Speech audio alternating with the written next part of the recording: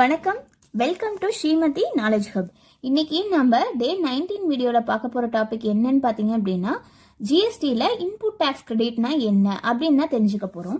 So input tax credit அப்படின்னா, இப்போ நம்ம கூட்ஸ் ஆகட்டும் சர்வீஸ் ஆகட்டும் பை பண்றப்போ டேக்ஸ் பே பண்ணுவோம் இல்லையா, அந்த டேக்ஸ் அமௌண்ட்டை சேல்ஸ் பண்ற டேக்ஸ் அமௌண்ட்டோட ஜிஎஸ்டில இருந்து நம்ம கழிச்சிக்கலாம். ஸோ அதுதான் என்னன்னு பாத்தீங்க அப்படின்னா இன்புட் டேக்ஸ் கிரெடிட் அப்படின்னு சொல்லுவோம்.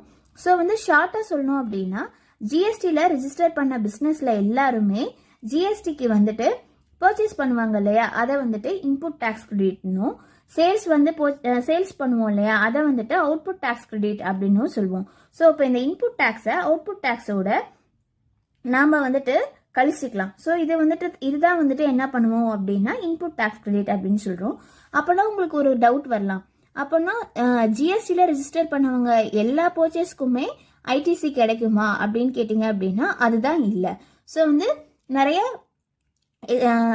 ஒன்லி பிஸ்னஸ் பர்பஸ்க்கு மட்டும்தான் உண்டான ஐடிசி மட்டும்தான் நம்மளால ஐடிசியை கிளைம் பண்ண முடியும்.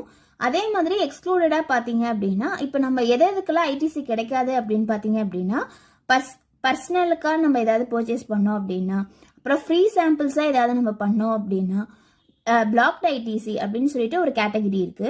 ஸோ இந்த இதுக்கு எல்லாத்துக்குமே பார்த்தீங்க அப்படின்னா இன்புட் டேக்ஸ் கிரெடிட்டுங்கிறது கிடைக்காது. ஸோ நான் இனிமேல் வர ஃபியூச்சர் வீடியோவில் இன்புட் டேக்ஸ் கிரெடிட் பற்றி ஒரு ஃபுல் வீடியோ நான் போடலான் இருக்கேன் ஃப்ரெண்ட்ஸ்.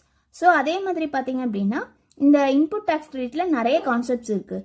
ஸோ இதை பற்றிலாம் தெரிஞ்சுக்கணும் அப்படின்னா ஸ்ரீமதி நாலேஜ் ஹப் சேனலை ஃபாலோ பண்ணுங்கள். தேங்க்யூ. நாளைக்கு டே 20 வீடியோவில் பார்க்கலாம்.